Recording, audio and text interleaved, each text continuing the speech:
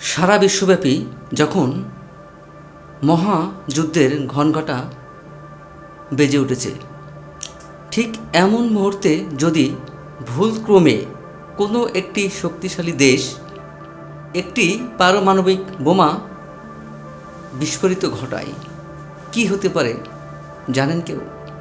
তো চলুন দর্শক, আমরা একটু এই ব্যাপারটা অ্যানালাইজ করে আসি। ততক্ষণ সময় আমাদের সাথে থাকবেন।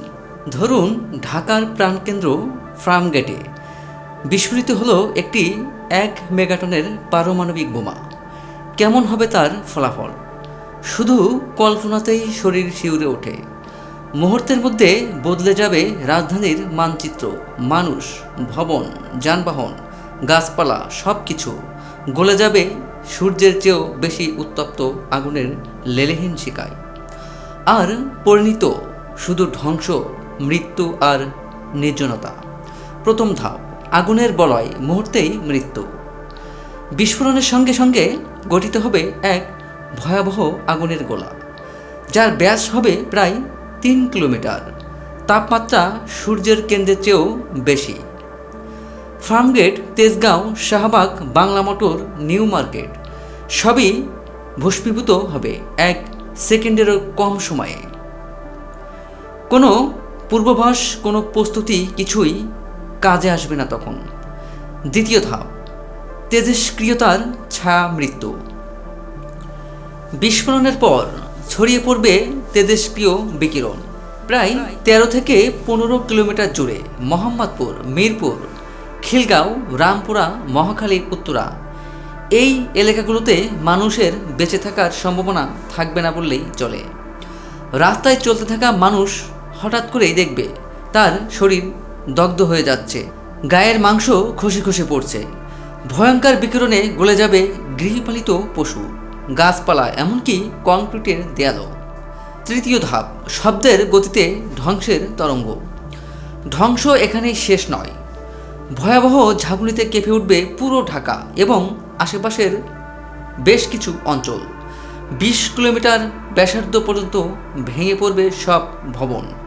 জানালার পাশে দাঁড়িয়ে থাকা কেউ হয়তো ক্যামেরায় ছবি তুলছে, কিন্তু ছবি তোলার আগেই সব কিছু উড়ে যাবে বিস্ফোরণের চাপ প্রবাহে। তেল ও গ্যাসের স্টেশনগুলো পরিণত হবে নতুন বিস্ফোরণের কেন্দ্রবিন্দুতে। আকাশ ঢেকে যাবে কার্বনের কালো মেঘে। তেজস্ক্রিয় বৃষ্টির ধ্বংসাত্মক ভবিষ্যৎ। বিস্ফোরণের পর বাতাসে ছড়িয়ে পড়বে তেজস্ক্রিয় কণা।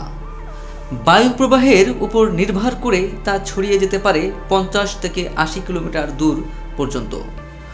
নরসিংদী, গাজীপুর, মুন্সিগঞ্জ, মানিকগঞ্জ, এমনকি ভারতের সীমান্তবর্তী অঞ্চল পর্যন্ত পৌঁছাবে এ বিপদ। বেঁচে থাকলেও মানুষ ভুগবে দীর্ঘস্থায়ী রোগ ব্যাধিতে। ক্যান্সার, চর্মরোগ, প্রজনন ক্ষমতা হ্রাস, নানা জটিলতা অনিবার্য হয়ে উঠবে তখন। চতুর্থ ধাপ, নিউক্লিয়ার উইন্টার ও প্রকৃতির প্রতিশোধ। পারমাণবিক বিস্ফোরণের ফলে সৃষ্টি হবে নিউক্লিয়ার উইন্টার। সূর্যের আলো পৃথিবীতে পৌঁছাবে না। দিনের আলো স্নান হয়ে যাবে ধোঁয়ার চাদরে। কার্বন কণায় আকাশ ঢেকে যাবে।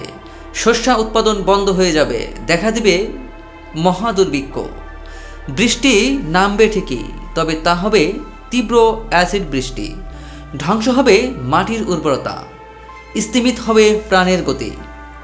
শেষ প্রশ্ন, কার হাতে এই অমানবিক অস্ত্র বর্তমানে আছে?